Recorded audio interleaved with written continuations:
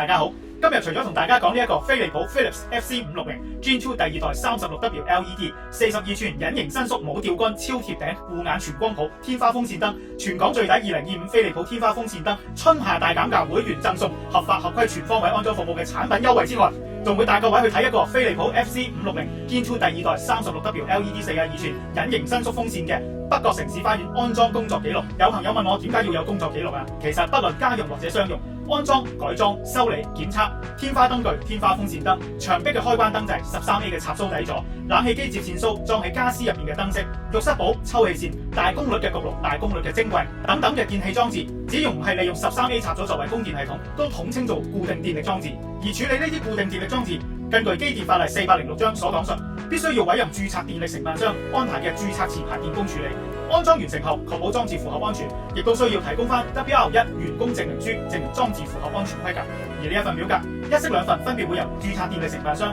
同埋電力裝置擁有人保存5年。點解出邊嘅安裝師傅並唔會向客人提供以上有關於安裝固定電力裝置嘅安全以及法例嘅資訊呢？第一，可能佢真係唔識嘅；第二，市面上依家充斥咗好多冇身份證嘅非法勞工，或者一啲自稱師傅嘅無牌電工，喺一啲社交平台提供安裝固定電力裝置嘅服務。加埋亦有好多客人因為價錢嘅原因，寧願選用呢一啲非法勞工或者無牌人士，覺得自己精打細算慳到錢，以為安裝完產品着得到就當冇問題冇所謂。其實好多時候呢啲網購產品嘅規格都唔符合安全，例如產品多數嘅電線接面積唔符合安全要求，絕大部分都冇做接地保護，好多都係會漏電，加埋非法勞工或者無牌人士安裝產品。快則就即時跳掣，慢則1年半載99%都會出現唔同類型嘅問題。輕則就會燒窿嘢或者跳掣，導致燈掣或者電線受損；重則就有機會火燭或者有漏電電親人嘅情況。當發生咗以上嘅情況，電力裝置擁有人自己就需要承擔相關嘅法律責任以及意外嘅風險。天華禮庭營業至今已經有14年，點解直到今天都堅持唔會為客人提供一啲網購唔符合安全規格產品嘅服務？最主要原因，作為一個合資格嘅註冊電力承辦商，明知產品係有漏電以及燒着嘅安全隱患，而為咗收取安裝費用，隻眼開隻眼閉，幫客人安裝呢啲網購有漏電以及燒着嘅安全隱患不符合安全規格嘅產品。第一，衍生咗一啲不可預期危險，亦會令到客人覺得，既然安裝師傅都肯同我裝啦，呢個產品就等於冇問題啦。呢種咁樣嘅市場邏輯就會製造咗好多安全隱患。大家睇新聞應該都睇好多，因為電線短路而發生火災嘅意外，唔需要我喺呢度特別揾證據同埋例子啦。有見及此，天華禮庭先做咗咁多影片，希望提供各位朋友使用電力裝置嘅安全意識，避免意外累人累己累街坊。都係嗰句啦，最緊要安全第一，合法合規啊嘛。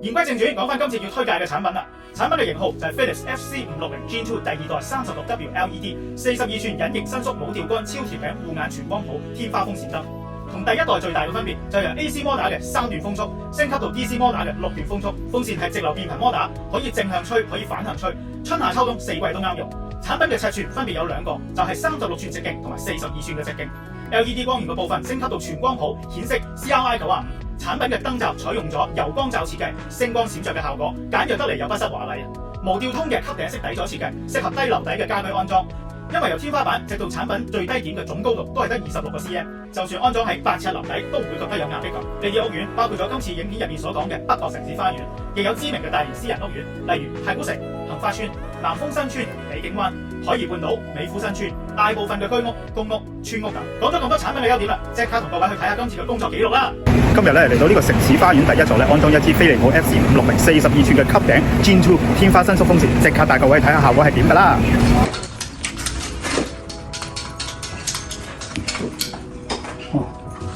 好啦，呢支係 Gen 242寸吸頂，超薄，飛利浦嘅飛利浦。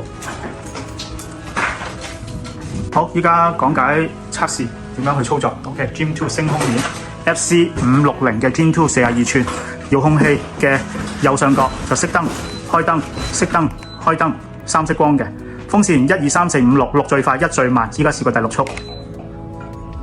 由下向上望，逆時針轉，啲風就係向下吹。燈同風扇可以一齊開，或者分開開。好，依家試5、4、3、2、1， 5、4、3、2、1。OK， 中晒。呢個遙控器1、2、4， 1小時、2小時、4小時，撳咗落去，由嗰下開始倒數。依家試埋個反吹，呢一個撳咗之後，風扇會慢慢停落嚟，然後向相反嘅方向轉動。等下。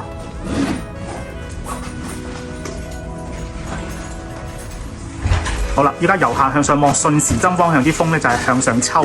咁呢個作用咧，多數咧係唔想個風直接吹住個人，啲風咧由長身轉落嚟。咁好似依家咧咁個窗簾嗰度啲風咧就會喐嘅，嗰邊開咗冷氣就唔會直吹住個人啦。呢個就向上抽嘅功能。想向翻下吹，好簡單，都係用翻左呢個位撳一下，慢慢停翻落嚟就會向翻下吹噶啦。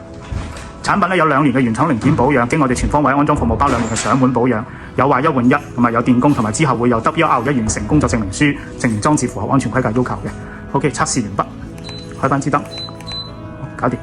產品咧有2年嘅原廠零件保養，用咗 TY Lighting嘅全方位安裝服務，仲包埋2年嘅上門保養，信心保證。多謝各位收睇，記得有咩 WhatsApp 9205331向我哋同事查詢啦。拜拜。各位啱啱睇完我喺北角城市花園安裝 Philips FC560 Gen 2第2代 36W42 寸隱形伸縮無吊杆超貼頂天花風扇燈嘅工作記錄。等我講下呢個超值優惠俾各位朋友知道啦。今次呢一個 Philips FC560 Gen 2第2代 36W42 寸隱形伸縮無吊杆超貼頂護眼全光譜天花風扇燈，原價係2380蚊，依家只需要訂閱 TY Lighting 嘅 YouTube Channel， 喺呢個影片下面俾個 like， 留言 TY Crossover Philips， 第一支1680，第二支1580，第三支1480，第四支1380。以上所講嘅價格已經包括咗產品、送貨、合法合規註冊持牌電工嘅安裝服務，2年嘅原廠飛利浦行貨保養，2年嘅註冊持牌電工有壞一換一上門保養，只要客人屋企嘅安裝條件符合就可以㗎啦。而且呢個產品優惠仲可以同其他全港最低2025飛利浦天花風扇燈、春夏大減價會員贈送合法合規嘅安裝服務系列入邊嘅其他9個產品合併購買。簡單啲嚟講，假設客廳飯廳分別安裝咗各一支 Philips FC560 Gen 2第2代 36W LED 42寸